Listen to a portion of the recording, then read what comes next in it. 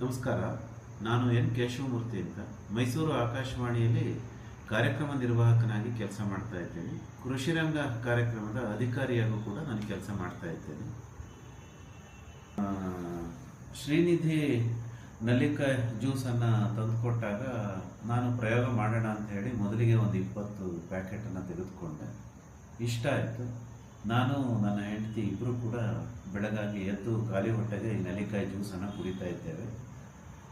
ಆರೋಗ್ಯದಲ್ಲಿ ಬಹಳ ಸುಧಾರಣೆ ಕಂಡಿದೆ ಅಂತ ಅನಿಸುತ್ತೆ. ಹಾಗಾಗಿ ನಿರಂತರವಾಗಿ ಇದನ್ನು ತೆಗೆದುಕೊಳ್ಳೋ ಸಲುವಾಗಿ 2ನೇ ಬಾರಿ ಅವನನ್ನು ಕರೆದಾಗ ನಾನು ಹೇಳಿದೆ ಈ ಪ್ಯಾಕೆಟ್ಗಳನ್ನೆಲ್ಲ ಏನು ಮಾಡಬೇಕು ಅಂತ. ಹಾಗೆ ಬಾಕ್ಸ್ ಕೂಡ ತುಂಬ ಚೆನ್ನಾಗಿತ್ತು.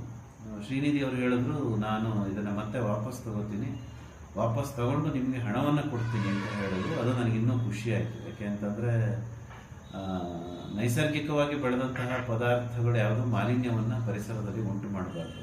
ಅವರೇ ಅದನ್ನು ಕಲೆಕ್ಟ್ ಮಾಡಿ ಅದನ್ನು ಸರಿಯಾದ ರೀತಿಯಲ್ಲಿ ವಿನಿಯೋಗಿಸ್ತಾ ಇರೋದು ತುಂಬ ಸಂತೋಷದ ವಿಚಾರ. ಹಾಗಾಗಿ ಅವರಿಂದ ಪಡೆದಂತಹ ಏನು ನಲ್ಲಿಕಾಯಿ ಜ್ಯೂಸ್ನ ಪ್ಯಾಕೆಟ್ ಏನಿದೆ ಅದರ ಕವರನ್ನು ಸರಿಯಾದ ರೀತಿಯಲ್ಲಿ ಕಟ್ ಮಾಡಿ, ಅಂದರೆ ಯಾವುದೇ ರೀತಿಯ ಉಳಿಕೆ ಆಗದೆ ಅದು ಪರಿಸರವನ್ನು ಹಾನಿ ಮಾಡದಂತೆ ಅದನ್ನು ಕತ್ತರಿಸಿ ಮತ್ತೆ ಅವರಿಗೆ ವಾಪಸ್ ಕೊಡ್ತಾ ಇದ್ದೀನಿ.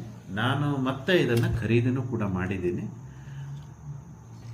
ಎಲ್ರಿಗೂ ಒಳ್ಳೆಯದಾಗಲಿ. ನಮಸ್ಕಾರ. Thank you sir.